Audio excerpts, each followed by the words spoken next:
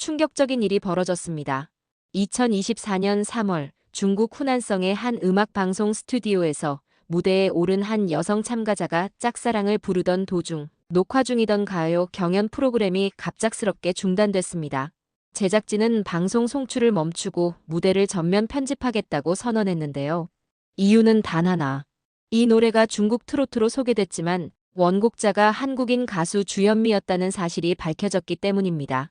하지만 놀라운 건 이 일이 처음이 아니라는 것입니다. 지금 이 순간에도 주현미의 노래는 중화권 SNS에서 중국 발라드로 공유되고 있고 비 내리는 영동교는 중국 전통 감성이라는 태그와 함께 수백만 조회수를 올리고 있습니다. 이 사건의 중심에 있는 미국 유명 음악평론가가 밝힌 한국 트로트의 여왕 주현미에 대한 충격적인 이야기. 지금 바로 시작합니다. 저는 리처드 앨리슨, 미국에서 유명한 음악평론가입니다. 상하이의 화려한 공연장에 앉아있던 그날, 제 인생이 완전히 바뀔 줄은 몰랐어요. 2024년 봄 아시아 현대음악 페스티벌을 취재하러 중국에 왔던 겁니다. 마지막 순서로 소개된 공연은 중국 전통 감성을 담은 명곡이라는 소개와 함께 시작됐죠. 다음은 중국의 서정적 멜로디를 대표하는 짝사랑을 들려드리겠습니다. 사회자의 말이 끝나자 무대 위에 단아한 차림의 여가수가 등장했어요. 조명이 그녀의 얼굴을 비추고 첫 소절이 흘러나왔습니다. 순간 제 몸에 전율이 흘렀습니다. 멜로디와 목소리의 조화가 놀라웠어요. 감성적인 선율과 절제된 감정 표현, 그러면서도 가슴 깊은 곳을 파고드는 독특한 창법이 매력적이었죠. 이 노래, 어딘가 낯익은데. 저도 모르게 프로그램북 여백에 몇 가지를 메모했습니다. 독특한 선율, 어딘가 일본 엔카와도 닮았지만 확실히 다른 감성, 그리고 묘하게 서구의 탱고나 폭스트롯을 연상시키는 리듬. 이건 단순한 감상이 아니라 직업적 호기심이었어요. 20년간 세계 음악을 연구해온 평론가로서 음악의 정체성에 예민한 편입니다. 공연이 끝나고 호텔로 돌아와 노트북을 켰습니다. 짝사랑, 중국 전통 사랑 노래 등의 키워드로 검색을 시작했죠. 그런데 반짝이는 모니터 앞에서 저는 그만 할 말을 잃고 말았어요. 화면에 나타난 건 한국어 제목의 노래였으니까요. 짝사랑. 작곡가 손대업, 가수 주현미. 1984년 발표된 한국의 트로트 음악이었습니다. 이게 어떻게 가능하지? 더 충격적인 사실은 중국 온라인 커뮤니티에서 이 노래가 중국적 감성을 대표하는 명곡으로 퍼져 있다는 거였습니다. 일부 젊은이들은 이 노래가 중국 민요에서 영감받았다고 믿고 있었고, 심지어 중국의 한 지방 전통 노래라고 주장하는 글도 있었어요. 호텔 창문 너머로 상하이의 밤 풍경이 보였습니다. 형형색색의 네온사인과 고층 빌딩이 만들어내는 화려한 스카이라인 속에서 저는 깊은 생각에 빠졌어요. 한국의 노래가 어떻게 다른 나라의 것으로 둔갑할 수 있는지, 그 과정에서 벌어진 문화적 오해는 무엇인지 말이죠. 유튜브에서 원곡을 찾아 들어봤습니다. 주현미의 목소리는 오늘 들은 중국 가수와는 분명 달랐지만 그 노래가 품고 있는 감성은 묘하게도 국경을 초월해 통하는 무언가가 있었습니다. 이건 반드시 바로잡아야 해. 그날 밤 한국행 비행기 표를 예매했습니다. 진실을 찾아서, 그리고 짝사랑이라는 노래의 본질을 이해하기 위해서요. 음악평론가로서의 사명감이 불타올랐습니다. 이 노래의 진짜 이야기를 세상에 알려야 한다는 생각뿐이었어요. 여행 가방을 꺼내 짐을 꾸리며 저는 이미 서울에서 만날 사람들과 방문할 장소들을 머릿속으로 계획하고 있었습니다.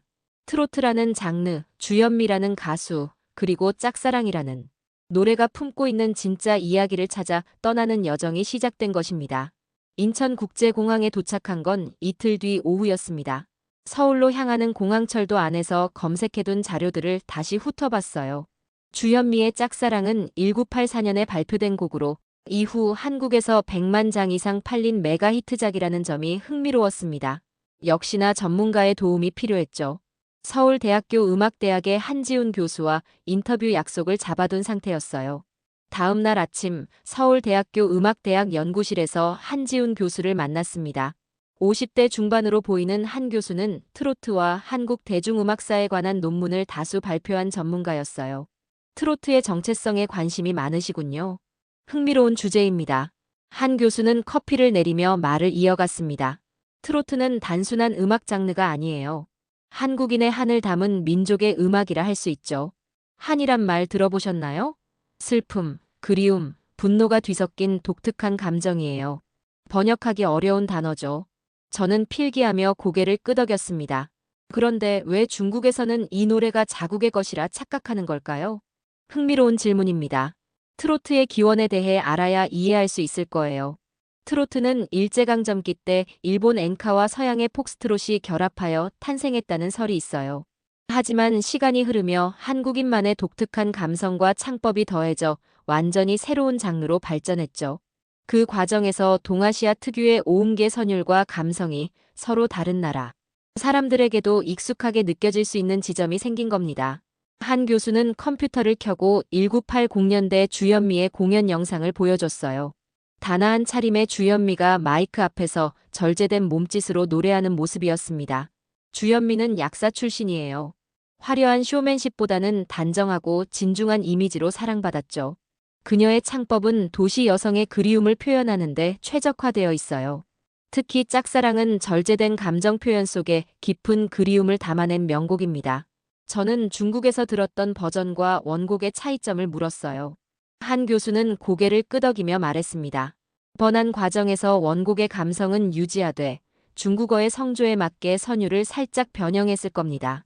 그 과정에서 원래의 정체성이 흐려진 거죠. 더구나 주현미의 창법은 중국 남부 민요의 창법과도 미묘한 공통점이 있어요. 이런 점들이 중국 청중들에게 자국의 것이라는 착각을 불러일으켰을 수 있습니다. 인터뷰를 마치고 나오는 길에 한 교수가 한마디 덧붙였어요. 리처드 씨, 주현미만 봐서는 트로트의 절반만 본 겁니다. 내일 시간 되시면 또 다른 트로트의 여왕을 소개해드리고 싶군요. 김수희라고 들어보셨나요? 다음 날 한 교수의 제안으로 서울 신촌의 오래된 음악 감상실을 찾았습니다. 70년대 느낌이 물씬 나는 이곳은 빈티지 오디오 장비와 레코드판으로 가득했어요. 한 교수는 이곳이 진짜 트로트의 감성을 느끼기에 최적의 장소라고 했습니다. 오늘은 김수희라는 가수를 소개해드리겠습니다.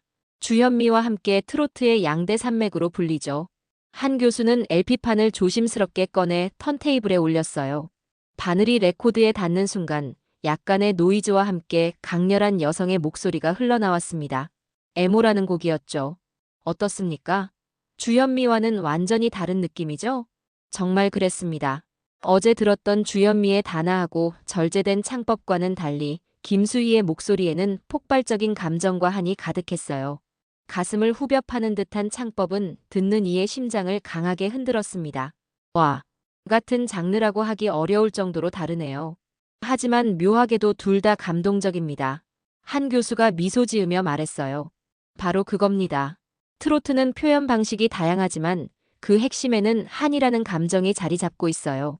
주현미가 도시적이고 세련된 그리움을 표현했다면 김수희는 더 직접적이고 토속적인 슬픔을 표현한 거죠. 다음 곡 멍해가 흘러나왔습니다.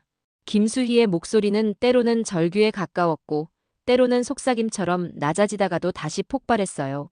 그 감정의 굴곡이 마치 한국의 산세를 닮았다는 생각이 들었습니다. 80년대는 주현미와 김수희의 팬들이 서로 자기가 좋아하는 가수가 최고라며 논쟁을 벌이기도 했어요. 주파와 수파로 나뉘었다고 할까요? 하지만 결국 이 두 가수는 트로트라는 장르의 서로 다른 측면을 완벽하게 구현해낸 거죠. 저는 메모장에 열심히 필기했어요. 그렇다면 트로트는 단순히 슬픈 노래가 아니라 감정 표현의 스펙트럼이 넓은 장르라고 볼 수 있겠네요. 정확합니다. 트로트는 외부에서 보면 단순해 보일 수 있지만 실은 복잡한 감정과 역사를 담고 있어요. 일제강점기와 한국전쟁, 독재와 민주화, 급격한 산업화를 거치며 한국인들이 경험한 다양한 감정이 트로트에 스며들어 있죠. 한 교수는 또 다른 앨범을 꺼냈어요. 이번에는 주현미의 짝사랑과 김수희의 애모를 번갈아가며 들려주었습니다. 두 가수의 노래를 연속해서 들으니 트로트의 폭넓은 스펙트럼이 더 명확하게 느껴졌어요. 혹시 중국에서 김수희의 노래도 인기가 있나요? 궁금해서 물었습니다. 흥미롭게도 중국에서는 주현미 스타일이 더 인기를 얻었어요. 아마도 중국 전통 음악에 비슷한 요소가 있기 때문일 겁니다. 반면 김수희의 강렬한 창법은 오히려 일본 엔카와 더 닮아 있죠. 저는 생각에 잠겼어요. 같은 시대, 같은 장르인데 이렇게 다르다니. 하지만 결국 둘 다 한국인의 마음을 담고 있군요. 한국에서의 조사가 깊어질수록 트로트라는 장르의 복잡한 정체성이 더 명확하게 드러났습니다.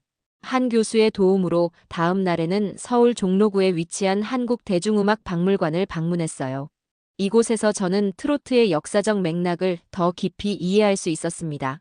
여기가 바로 한국 대중음악의 역사가 담긴 곳입니다. 특히 이 구역은 트로트의 발전 과정을 보여주고 있죠. 박물관 안내원 김민수 씨의 설명에 귀를 기울였습니다. 일제강점기 시대의 유행가부터 시작해 60년대와 70년대를 거쳐 80년대에 이르는 트로트의 변천사가 음반, 포스터, 의상, 악기 등을 통해 생생하게 전시되어 있었어요. 트로트는 시대에 따라 변화해왔습니다. 초기에는 일본 엔카의 영향이 강했지만 시간이 흐르며 한국적 정서가 더해져 독자적인 장르로 자리 잡았어요. 특히 흥미로웠던 건 국민 가수 주현미 코너였습니다. 그녀의 히트곡 목록, 공연 의상, 그리고 당시 신문 기사들이 전시되어 있었어요.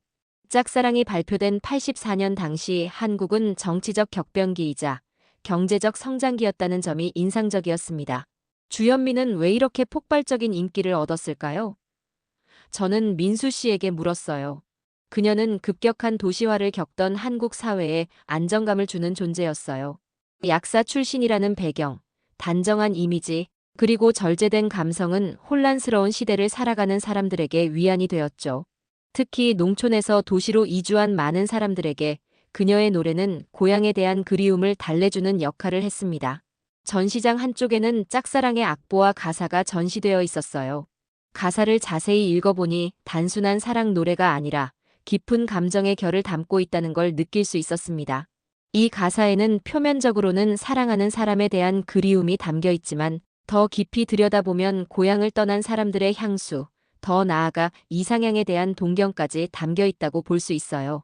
민수 씨의 설명은 트로트라는 장르가 단순한 대중음악이 아니라 한국인들의 집단적 기억과 감정이 녹아든 문화적 표현임을 일깨워 주었습니다. 박물관을 나오면서 한 가지 확신이 들었어요. 짝사랑은 절대 우연히 히트한 노래가 아니었습니다. 그것은 특정 시대, 특정 사회적 맥락 속에서 한국인들의 마음을 정확히 집어낸 작품이었죠. 저녁에는 서울의 한 노래방을 찾았습니다. 한국 문화를 이해하기 위해서는 노래방 문화도 경험해봐야 한다는 한 교수의 조언 때문이었어요. 노래방 목록에서 짝사랑을 찾아 불러보았습니다. 비록 한국어를 모르지만 멜로디를 따라 흥얼거리며 노래의 감성에 젖어들었어요.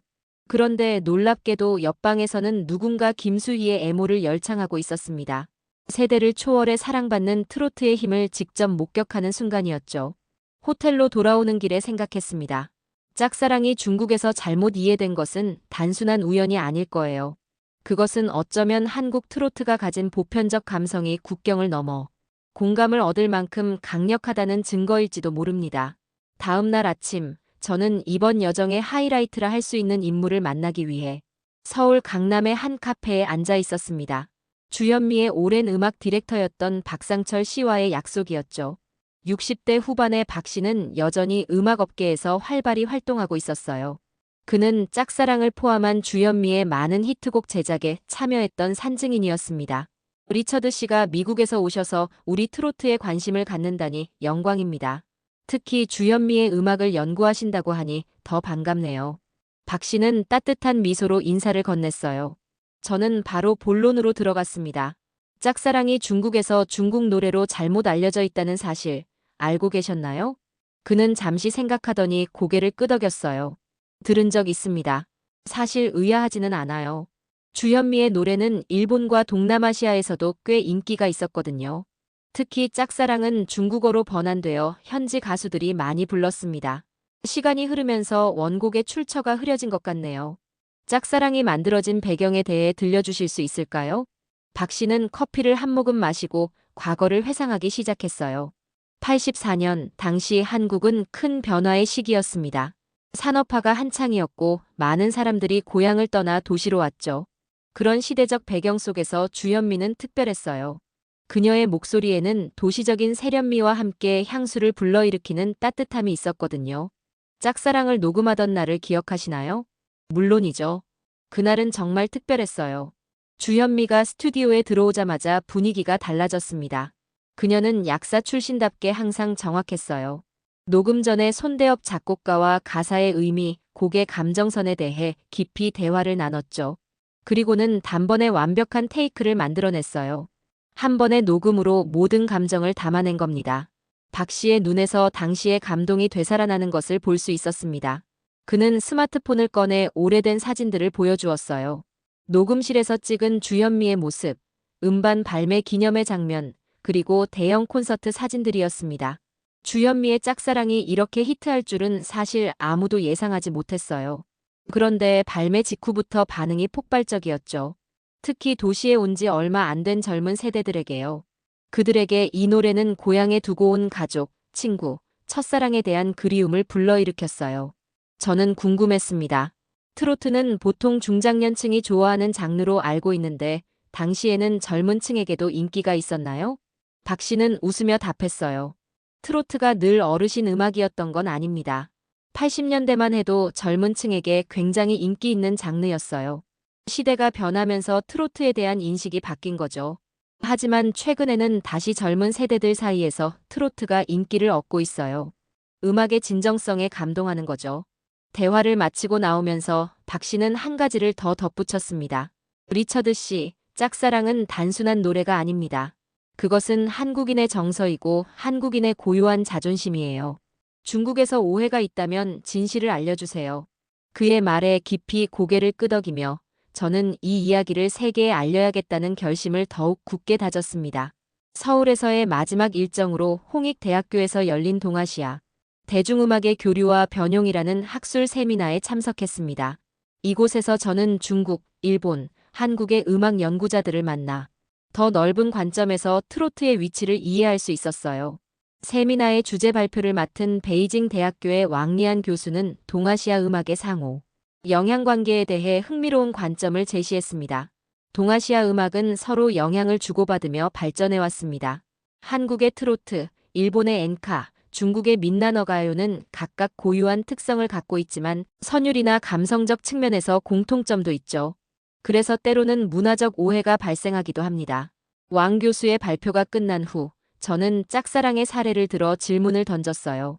중국에서 이 노래가 어떻게 중국 민요처럼 인식되게 되었는지 물었죠. 그의 답변은 생각보다 복잡했습니다. 그건 여러 요인이 복합적으로 작용한 결과입니다. 우선 인터넷 시대 이전에는 음악의 출처를 정확히 추적하기 어려웠죠. 또한 중국어로 번안된 버전이 널리 퍼지면서 원곡에 대한 정보가 사라졌어요. 더불어 주현미의 창법이 중국 남부지방의 전통 가창 방식과 유사한 점도 있습니다. 이 설명은 제가 지금까지 수집한 정보들과 맞아떨어졌어요. 세미나가 끝난 후 왕 교수와 더 깊은 대화를 나눌 기회가 있었습니다. 그는 중국에서도 최근 들어 짝사랑의 진짜 출처에 관한 관심이 높아지고 있다고 말했어요. 젊은 세대들은 진실을 알고 싶어 합니다. 문화 교류는 서로를 존중할 때 더 풍요로워지니까요. 세미나 후 저는 그동안 수집한 자료들을 정리하기 위해 호텔방에 앉았습니다. 노트북을 열고 짝사랑의 정체성과 문화적 오해라는 제목으로 글을 쓰기 시작했어요. 이 이야기를 세계에 알리는 첫걸음이었습니다. 글을 쓰면서 저는 이 연구가 단순히 한 곡의 출처를 바로잡는 것 이상의 의미가 있다고 느꼈어요. 그것은 동아시아 문화 교류의 복잡한 역학을 이해하는 창구이자 세계화 시대의 문화적 정체성이 어떻게 변형되고 해석되는지에 관한 탐구였습니다. 밤이 깊어갈수록 글은 더 풍성해졌어요. 주현미의 음악 세계, 트로트의 역사적 맥락, 김수희와의 대비, 그리고 중국에서의 오해가 생긴 배경까지 마치 퍼즐 조각들이 하나둘 맞춰지는 느낌이었습니다. 글을 마무리하며 저는 다음과 같은 문장을 적었어요. 짝사랑은 단순한 대중가요가 아니다. 그것은 특정 시대, 특정 사회적 맥락 속에서 한국인들의 집단적 감성을 담아낸 문화적 텍스트이다. 이 노래가 국경을 넘어 다른 문화권에서도 공감을 얻는다는 사실은 그 안에 담긴 감정의 보편성을 증명한다. 하지만 동시에 그 고유한 정체성은 존중받아야 한다. 새벽녘 글을 완성하고 베개에 머리를 기댔을 때 마음 한구석에서는 이미 다음 단계에 대한 계획이 형성되고 있었습니다. 이 연구를 담은 논문을 발표할 국제음악 컨퍼런스가 2달 후 뉴욕에서 열릴 예정이었어요. 그곳에서 짝사랑의 진실을 세계에 알릴 기회를 갖게 될 것입니다. 서울을 떠나기 전날 밤, 저는 강남의 한 트로트 전문 클럽을 찾았어요. 놀랍게도 이곳에는 20대부터 70대까지 다양한 연령층이 모여 있었습니다. DJ가 짝사랑을 틀자 모두가 하나 되어 노래를 따라 부르는 모습이 인상적이었죠. 이 순간 트로트가 단순한 9세대 음악이 아니라 세대를 초월하는 문화적 유산임을 실감했습니다. 뉴욕으로 돌아온 저는 국제음악 컨퍼런스 발표를 위한 준비에 몰두했습니다. 한국 트로트의 정체성과 미학 주현미의 짝사랑을 중심으로라는 제목의 발표를 준비했죠. 컨퍼런스 당일 링컨 센터 내 대형 컨퍼런스룸은 음악학자, 평론가, 업계 관계자들로 가득 찼어요. 제 차례가 되었을 때 심장이 빠르게 뛰었습니다. 단상에 올라 청중을 바라보니 다양한 국적의 사람들이 기대에 찬 눈으로 저를 바라보고 있었어요. 떨리는 마음을 추스르고 발표를 시작했습니다. 오늘 저는 한국 대중음악에 숨겨진 보석, 트로트 장르와 그 중심에 있는 가수 주현미의 짝사랑에 대해 이야기하려 합니다. 대형 스크린의 상하이 공연장에서 제가 처음 짝사랑을 접했던 순간부터 서울에서의 조사 과정, 그리고 트로트의 다양한 측면까지 체계적으로 보여주었어요.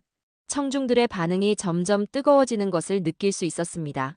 트로트는 단순한 구식 음악이 아닙니다. 그것은 한국인의 한이라는 독특한 감정을 표현하는 강력한 예술 형식이죠. 주현미와 김수희로 대표되는 트로트의 두 축은 이 장르의 풍부한 표현 스펙트럼을 보여줍니다. 발표의 클라이맥스로 저는 원곡 짝사랑의 음원을 틀었습니다. 주현미의 목소리가 홀을 가득 채웠어요. 노래가 끝날 무렵 제 눈시울이 붉어지는 것을 감출 수 없었습니다. 그것은 단순한 연구 대상을 넘어 제 마음에도 깊이 새겨진 노래가 되었으니까요. 짝사랑은 중국 노래가 아닙니다. 그것은 한국인의 정서를 담은 한국의 소중한 문화적 자산입니다.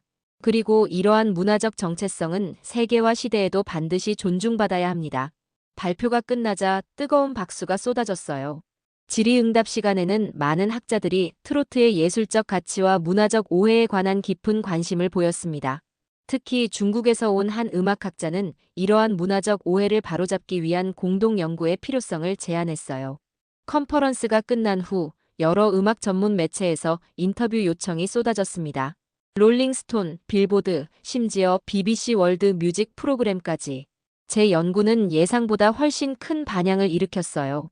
트로트를 단순히 올드 피플 뮤직으로 보던 서양 음악계의 시선이 바뀌기 시작했습니다. 뉴욕에서의 발표를 마친 후 저는 곧바로 한국행 비행기에 몸을 실었습니다. 이번에는 연구자로서가 아닌 서울 마포아트센터에서 열리는 주현미의 추석 특집 콘서트 더 오리지널의 방문객으로서였죠. 비행기 안에서도 저는 제 발표가 가져온 파장에 대해 생각했어요. 트로트를 단순한 9세대 음악으로 보던 시선이 조금씩 바뀌고 있다는 사실이 기뻤습니다. 콘서트 당일 마포아트센터는 관객들로 가득 찼어요. 놀라웠던 건 관객층의 다양성이었습니다. 머리 하얀 노년 부부부터 대학생으로 보이는 젊은이들까지 세대를 초월한 사람들이 한자리에 모였죠. 로비에서 티켓을 받고 공연장으로 들어가는 동안 제 마음은 기대와 설렘으로 가득했습니다. 무대에 조명이 켜지고 주현미가 등장하자 객석에서는 뜨거운 환호성이 터져나왔어요. 그녀는 여전히 단아한 모습으로 첫 곡부터 깊은 감정을 실어 노래했습니다.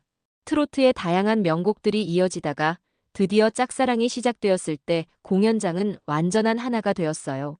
조용히 객석에 앉아 저는 생각했습니다. 이 노래는 누군가에겐 젊은 날의 기억이고 누군가에겐 지금의 이야기예요. 그리고 저에게는 평생 잊지 못할 하나의 진실입니다. 주현미의 목소리는 단순한 울림을 넘어 삶의 증명처럼 공연장 곳곳에 퍼져나갔어요. 비 내리는 영동교가 흐를 때는 앞줄의 노년 부부가 서로 손을 꼭 잡았고 젊은 관객들조차 따라 부르며 눈시울을 붉히는 모습이 보였습니다. 무대 위의 주현미는 노래 하나하나에 깊은 감정을 담아냈어요. 그녀의 절제된 몸짓과 깊은 울림이 담긴 목소리는 세월이 흘러도 변함없이 강렬했습니다. 공연장 안에는 특별한 연대감이 형성되어 있었어요. 서로 다른 세대, 다른 배경을 가진 사람들이 같은 노래에 감동하고 같은 순간을 함께 경험하고 있었습니다. 공연이 끝나고 객석에 불이 켜졌을 때 저는 여전히 그 자리에 앉아 있었어요. 다른 관객들이 하나둘 자리를 떠나는 동안 저는 이 모든 여정을 돌아보았습니다. 상하이의 공연장에서 시작된 의문이 어떻게 저를 여기까지 이끌어왔는지, 그리고 그 과정에서 제가 얼마나 많은 것을 배웠는지 말이에요. 마지막 밤 호텔 창가에 서서 서울의 밤 풍경을 바라보며 저는 깊은 생각에 잠겼습니다. 이제 저는 알고 있습니다. 문화적 경계를 넘어 깊은 공감을 불러일으키는 음악의 힘을, 그리고 그 음악이 품고 있는 정체성의 소중함을. 조명이 꺼진 공연장처럼 서울의 밤은 깊어갔지만 짝사랑이 남긴 여운은 오래도록 저와 함께할 것입니다.